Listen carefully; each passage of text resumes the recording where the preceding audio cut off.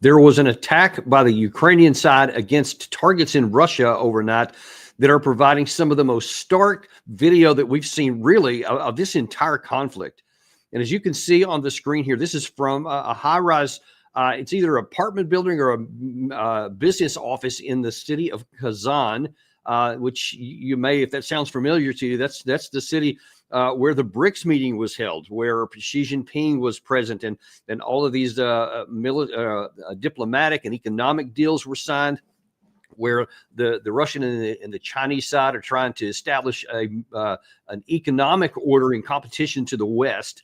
And I think that there's probably, it's not just an accident that city was chosen. I think it was probably sort of another stick in the eye of Russia.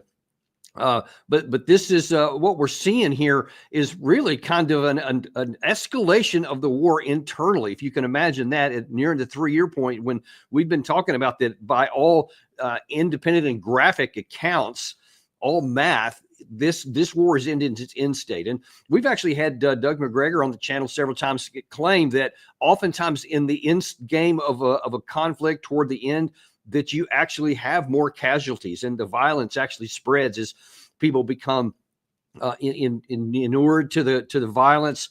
They start lashing out, and you can certainly imagine that if Ukraine believes it's about to lose, that it may be saying, well, there's no point in holding anything back here. I'm going to cause as much damage as I can. And I actually think that is a good bit of what's behind this, because Ukraine is saying, hey, they see the writing on the wall. They see Trump coming in, they hear the things that he's saying, and they say, okay, well, once these negotiated settlements are coming in, we can't do anything else to Russia. I'm going to, almost as if from the grave, going to, launch out some daggers against my adversary and cause these damages here. And that's a human issue. And I certainly understand the intent and the proclivity, but the Ukraine side also has to understand that is not necessarily going to help anything. In fact, it could make the end result even worse. Because what we see here, and this was not the only attack. There was also an attack elsewhere against a Russian target in Ryelsk, where there was another civilian area. And you see that's the kind of the growing trend here, that this was an attack in a civilian area, one against a business or an apartment, and this one just in the middle of a town. No apparent military attack structure here, though. To be fair, this is in the Kursk area, and it's not far from where the Kursk salient. It's entirely possible that Russia has some military forces on the ground in this area. We don't know.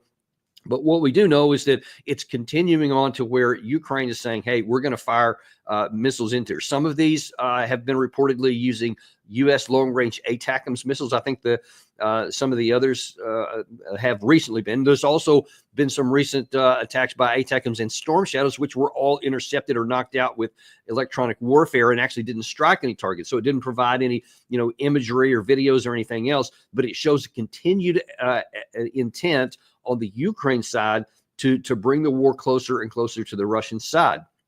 Now, I know many of those on the Ukraine side who are for Zelensky and all of his folks say, well, it's fair. It's all fair, love, and war kind of a situation. And who can argue with that at face value? But you have to look at what is the intent objective. What do you want to accomplish by all of this? Is it just an act of a dying man to try and cause as much harm as possible on the way out? Is it to somehow some claim to force Russia into a more better negotiating position? If it's the latter, that's fiction. It's fantasy, because the most likely, again, we're talking about human emotions. That's the emotion on the one side, but folks, there's an emotion on the other side too. And I can assure you from reading some Russian Telegram channels, from looking at Russian media, this is engendering lots of anger on the Russian side. And when it comes to negotiations, this side is going to be a lot less willing to have a negotiated settlement that's anything positive for the Ukrainian side when they have the power, and it's going to be fresh on their minds, these civilian attacks that have come in. And in fact, I want to look at, how did we get to this place right here? Because you can't look at this attack in isolation. You can't say, oh, that's terrible that the Ukraine side hit these buildings in Russia. Like 9/11. I mean, literally, what American can see that video, those video images Gary showed at the top, and not immediately think of September 11th, 2001. Well, this is just the latest in his tit for tat kind of situation here. And in fact, we won't go all the way back, but we'll go back a little ways here. On the 11th of December, 2024, ATACMS were used by the Ukraine side at a Russian airfield. In response, and Putin had already been warning that he would be willing to, that if the ATACMS and long range or any of the long range weapons were used against his side, he regarded that as the direct participation of the West, and that he would definitely retaliate. And so now then we have, from the 11th of December, on the 20th of December, yesterday, the Russians launched an attack into Kiev. Russia has unleashed a retaliatory strike on Ukraine's capital, Kiev. Here's what is known so far. The attack was carried out in the early hours of Friday. It was described as a response to Ukrainian aggression on Russian soil, causing devastation in various parts of Ukraine's capital. Russian forces reportedly used hypersonic Kinzhal missiles and Iskander ballistic missiles for targeting key locations in Kiev. The strikes reportedly disrupted vital infrastructure. Loud explosions disturbed Kiev's pre-dawn silence, sending residents scrambling for shelter. So you can see a lot of those images there. That's from civilian areas of Kiev. So they were obviously upset with that. And in fact, later that same day, Volodymyr Zelensky actually addressed this and promised that there would be some retaliations. Here he is talking about what happened on that, with those strikes that you just saw reported. Будинки, костел Святого Миколая, також є пошкодження в дипломатичних місіях. Усі вони розташовані в одній офісній будівлі. Албанія, Аргентина, Палестина, Північна Македонія, Португалія, Чорногорія. Очевидно, що таке російське божевілля не повинно сприйматися світом як щось звичне. Повсякденний терор заслуговує на постійно зростаючий тиск на терориста. Росія повинна відповідати, і навіть якщо ними керує повністю неадекватна особа, російська держава завдяки тиску на неї повинна відчути, що таке реальність і як реальність може карати міжнародних злочинців. So you can see there that that Zelensky was vowing retaliation and revenge yesterday, and he said they have to be made to feel what's going on. And of course, then we see the result overnight in the Ryelsk and in Kazan and those big dramatic videos. And now, one thing you got to understand about that is that from a military perspective, those drones were relatively small in comparison to like, say, a ballistic missile or so. And those targets that were selected, with the possible exception of the Ryelsk one, because that is not too far from the front lines in the Kursk area, so that could have had some impact, but it would be incredibly marginal because whatever it was something in the rear. And you could see from those videos, there was no apparent military sites. It didn't look like any arms depots had been hit or weapons depots, etc. Perhaps it hit a command and control center, unknown at this point. But even if it was, that would be harm. But it would be transparent at the front, because that's not going to have anything to do with the fighters who are fighting at the front. The one in Kazan had no apparent military relation and certainly isn't going to have any impact on anything at all. All it's going to do is like stir up the hornet's nest. So you have to understand that, yes, this is something that's launching into Russia, but it doesn't have any impact on the war. You need to understand that. It has no impact on the war. And one can argue that the Russian attack into Kiev also didn't have any impact on the war. Now, with there's a second exception. I don't think we have any video on this one, but there was reportedly the SBU, basically the CIA version of Ukraine building was hit and put on fire there. Now, that could have some impact, and that would have been a direct intentional response from the Russian side to previous rounds of attacks against its citizens. So that's one that does have a pretty direct correlation to an operational capacity, if that's where a lot of the operations had been manned out of. But what you see there, on the one hand, this is what a lot in the West always pat Zelensky on the back for, and have been calling him a Churchill type figure from the beginning, because he's unbowed, he's not going to be coerced, he's not going to be pushed down, he's going to keep on striking back. But here's the thing. He can't get into a tit-for-tat conflict, competition with Russia and come out on top. These things can only make it worse for Ukraine. I understand that a lot of people want to say, yeah, in your face, Russia, feels good in the moment, and that's almost certainly why he did it, and probably is the result. Certainly among the supporters of Ukraine and with the Ukrainians within the country, is that they feel, yeah, finally you're feeling a little bit of pain. But what is the utility of doing that if you can't sustain it, and if you can't cause enough harm to the other side to actually compel them into something, and instead it's enough like sticking a poker into a hornet's nest, which could then come out and sting you even more.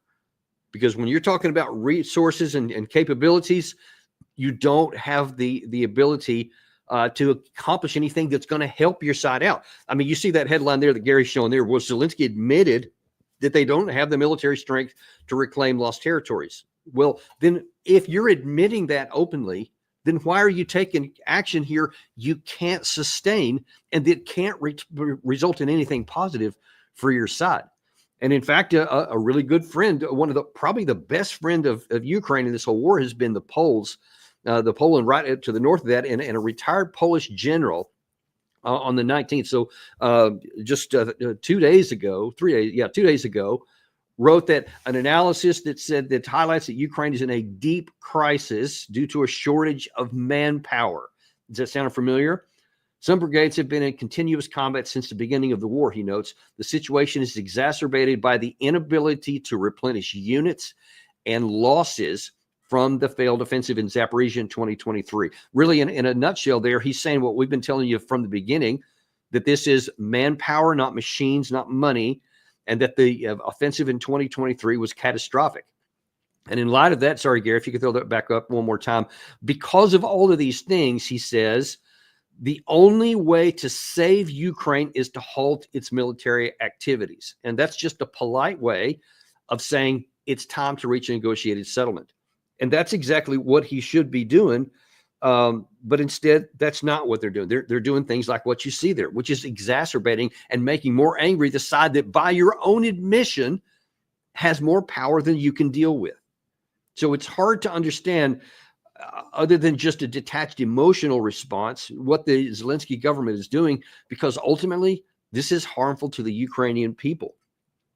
And then yesterday, actually, before this attack, Gary, if you could put that other full screen up on there, what we had was that Putin, and this is before that this strikes this morning. Putin said that there was some of my colleagues from the Duma, that's the Russian parliament, spoke and said that war had been declared on the Russian world, and so it is, he quoted. So now that's a little more meaningful than it may seem, because that's, again, coming 3 years nearly into this war. And Putin has always used the term special military operation. He has not used the term war, because war carries, the definition of war from the Russian perspective carries meaning. And that means like you mobilize the entire state. All of the defense industry, all the weapon or the tools of statecraft, et cetera, everything gets mobilized, and potentially even including personnel.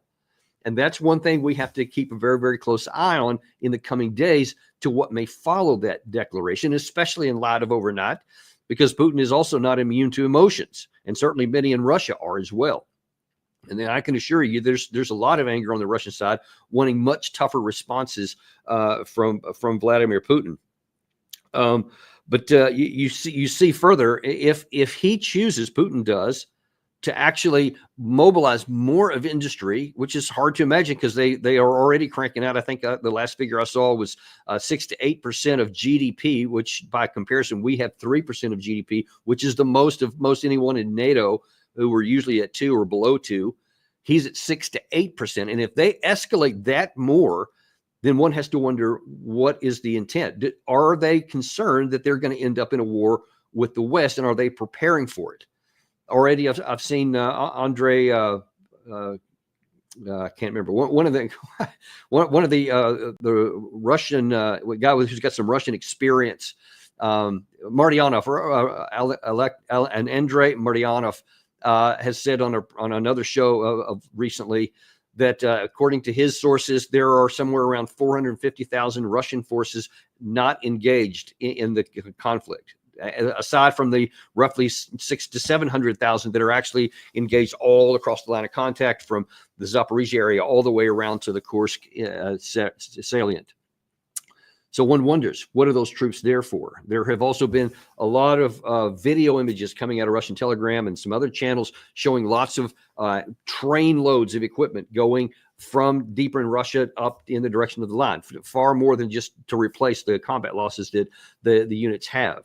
So implications being perhaps something else is coming. Given the comment from Vladimir Putin there, one wonders if he's got something else in mind here.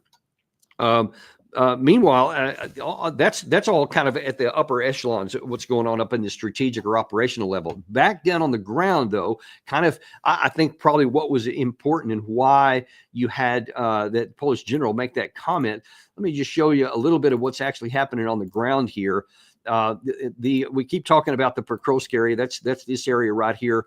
And you see that overnight, the continues more and more Russian advances coming up to the very gates of Pokrovsk.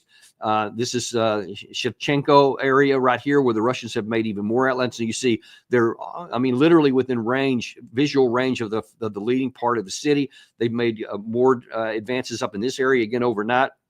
So it looks like they're going to try from multiple angles to start interdicting into that city, which is hugely important for reasons I'll show you in just a second. But down here, actually in the Kharkova area, you see that Russia they have been already basically on three sides, cutting off potentially lots of Ukrainian men here. They've been moving in this direction here to interdict this one supply line, the one main road that allows these troops, the Ukraine troops, to hang on inside the city here. Now they're moving up methodically in the bottom of the city. They're moving further up in here too, and it's probably only a matter of time, probably not much time, before Kramatorsk itself falls. And now if you get both of these two to fall, then the next big danger is going to be, and we're going to see this here in a minute, is the Kramatorsk area, Slavyansk and Kramatorsk, because these areas here are quite important because you can see this area here. You see a lot of these fortifications here. Now, let me just pull out just a little bit here and show you why this is so important. If Pokrovsk falls, that's going to interdict a lot of the support capabilities and a lot of these roads that have been using to support all of these Ukrainian troops in this area here. This is the Slavyansk Kramatorsk agglomeration, as some call them. But once you take these things out, these roads here, this makes it much more vulnerable for here. Now then Russia can take all of its combat power and potentially come in from three separate directions to try and take this agglomeration here. And look what you notice when you get beyond that, folks. This is the Dnieper River. What do you see all in there here? You don't see any fortifications. This is basically the end of it. That's why I say we're getting close to the end game here. And let me just show you on the ground here. Gary, if you can run that military summary channel from this morning talking about Kharkova.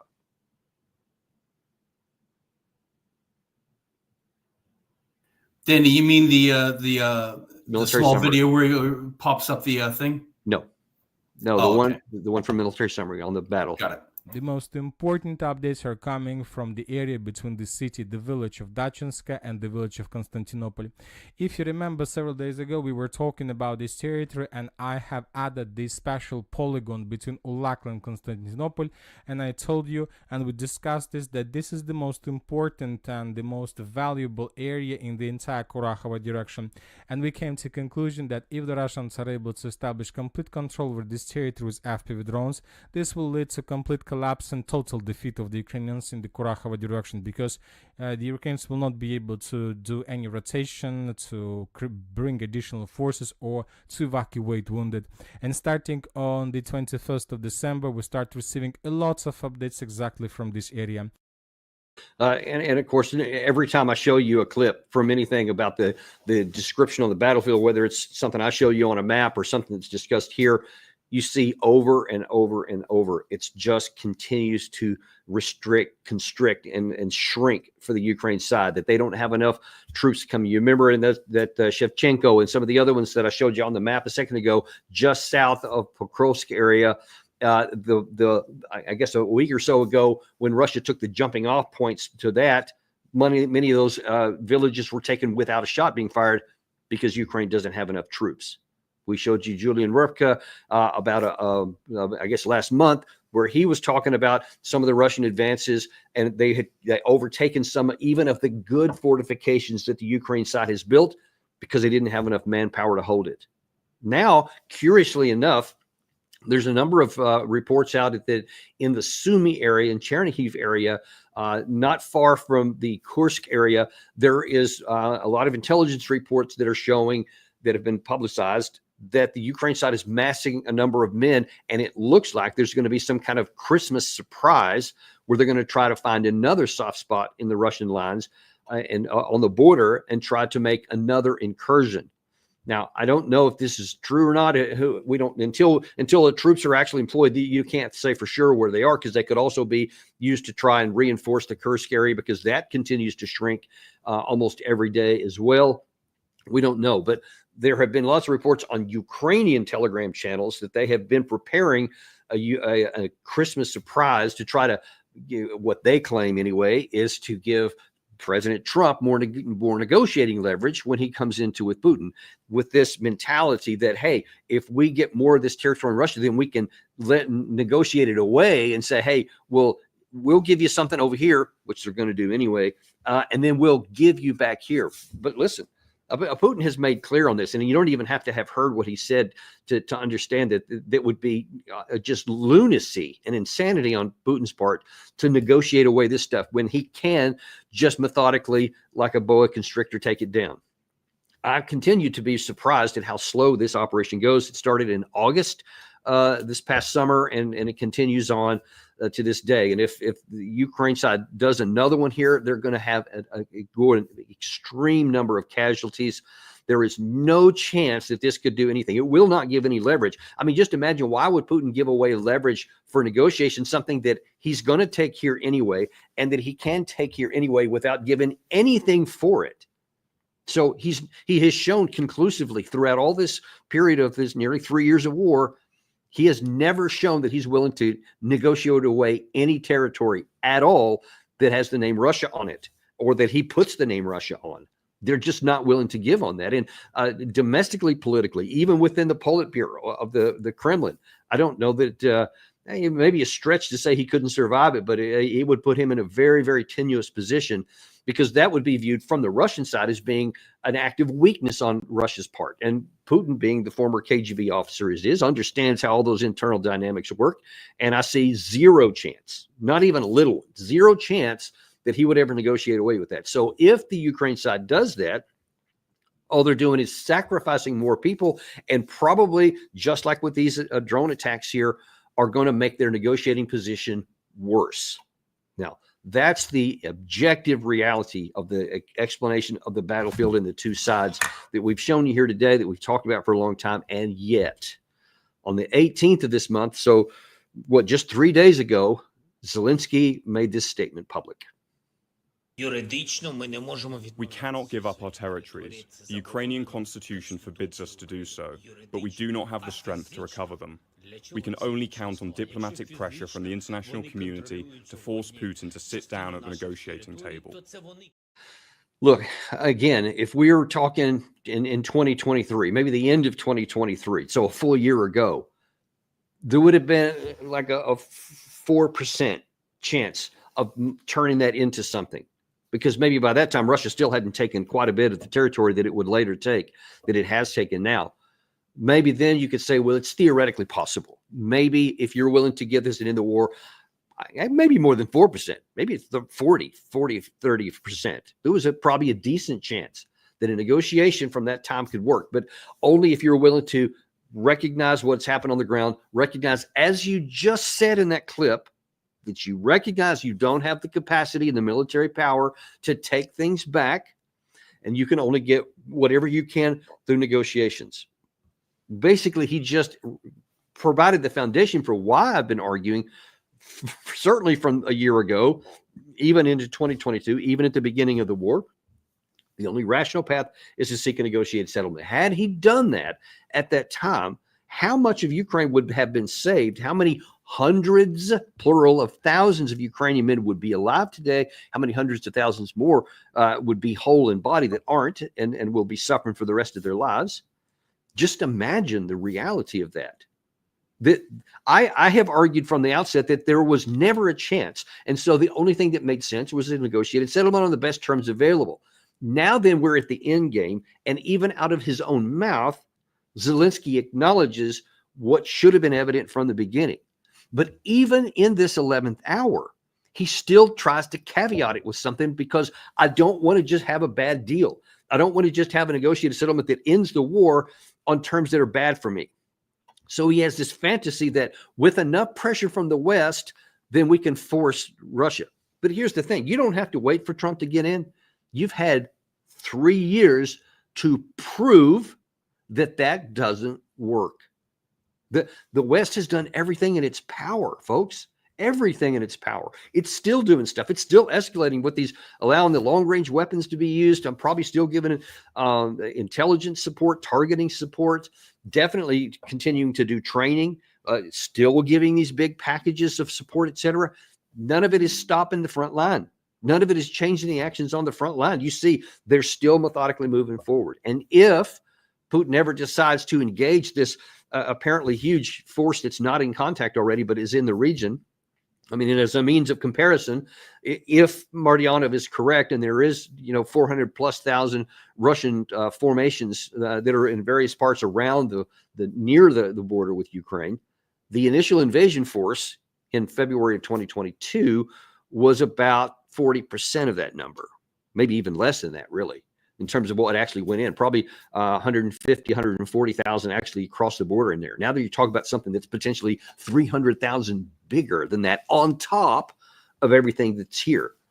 So with the brittleness of the Ukrainian lines, I personally have been surprised why there hasn't been even the attempt. It's not like Russia tried, like the Ukraine side did in 2023.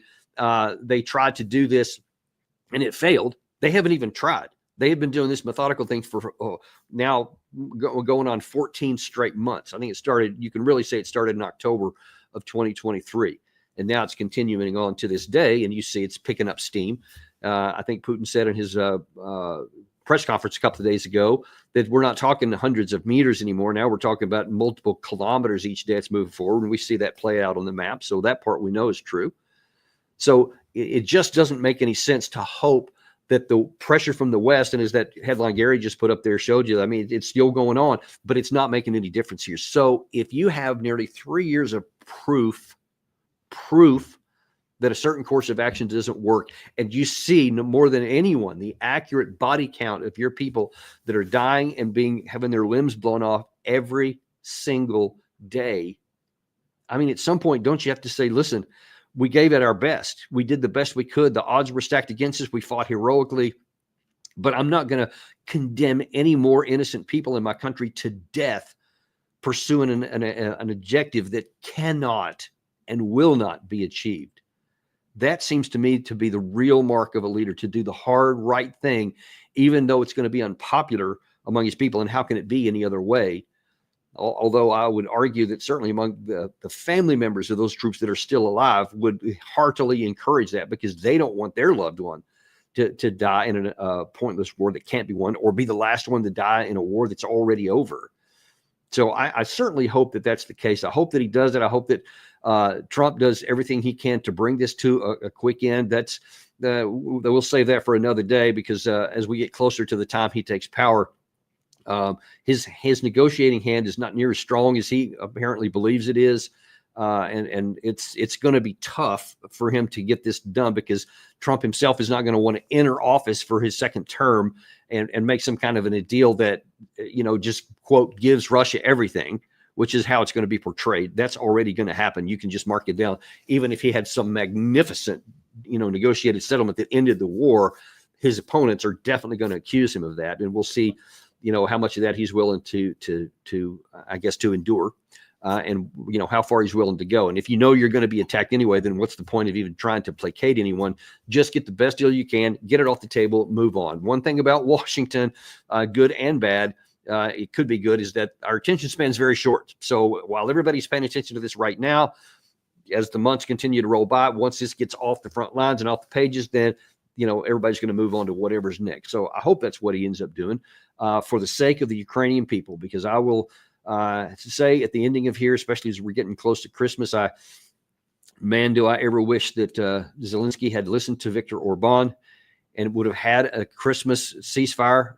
Putin said he would have considered it if Zelensky had been willing to entertain that, to at least, heading into what's supposed to be this holy season with the birth of Jesus and the Prince of Peace and all of that. It would have been a great opportunity to, if nothing but pause the killing, that would have been great. But if that could then led to a more permanent ceasefire to end the killing, what a great deal that would be. I'm afraid it looks like we've probably lost that opportunity, but I do pray for a quick and rapid end to this so that the pointless dying can come to an end as quickly as possible. That's the best we can hope for at this, and certainly that is our prayer as we enter this holy season. Thank you very much for joining us on this Saturday. Really appreciate you guys.